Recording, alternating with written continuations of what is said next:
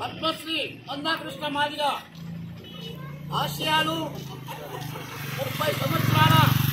అలుపెరగని పోరాట ఫలితంగా ఈ రాష్ట్ర ప్రభుత్వం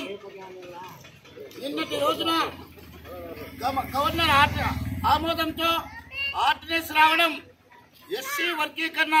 విజయం సాధించామని కూడా సగౌరవంగా తెలియజేస్తున్నాం. ఈ విజయము మాదిగ అమరవీరులైనటువంటి తెల్లబల్ల రవి మాదిగకు, అలాగే గజనాంపల్లి ప్రభాకర్ మాదిగకు, అలాగే తెలంగాణలో ఉన్నటువంటి ప్రతి ఒక్క మాదిగ అమరవీరులందరికీ కూడా అంకితం చేయడం జరిగింది మాన్యశ్రీ మందాకృష్ణ మాదిగ. ఈరోజు ఈ రాష్ట్ర ప్రభుత్వం, రాష్ట్ర ముఖ్యమంత్రి నారా చంద్రబాబు నాయుడు గారు, అలాగే జనసేన డిప్యూటీ సీఎం అయినటువంటి పవన్ కళ్యాణ్ గారు, అలాగే ప్రధానమంత్రి నరేంద్ర మోడీ గారి కూటమిలో ప్రభుత్వం ఎస్సీ వర్గీకరణ మాన్యశ్రీ మందాకృష్ణ మాదిగ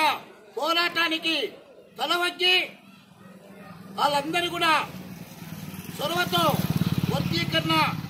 నిన్నటి రోజున ఆర్డినెన్స్ ద్వారా అమలు చేయడం చాలా సంతోషించదగ్గ విషయం అని కూడా మేమందరూ కూడా సగౌరవంగా తెలియజేస్తున్నాం. అలాగే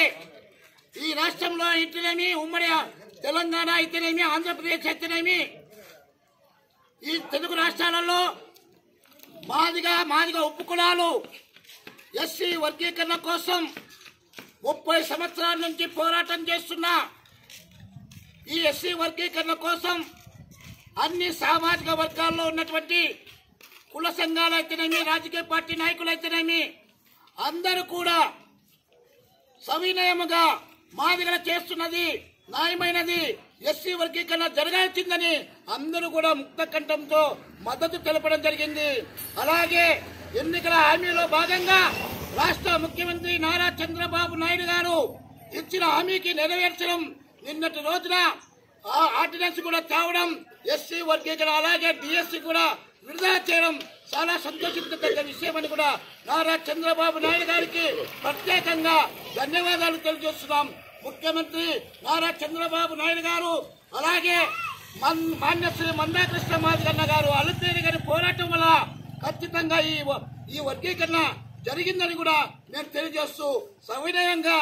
రేపు కార్యక్రమమున ఈ అనంతపురం జిల్లాలో ప్రతి గ్రామంలో, ప్రతి మండలంలో, ప్రతి నియోజకవర్గంలో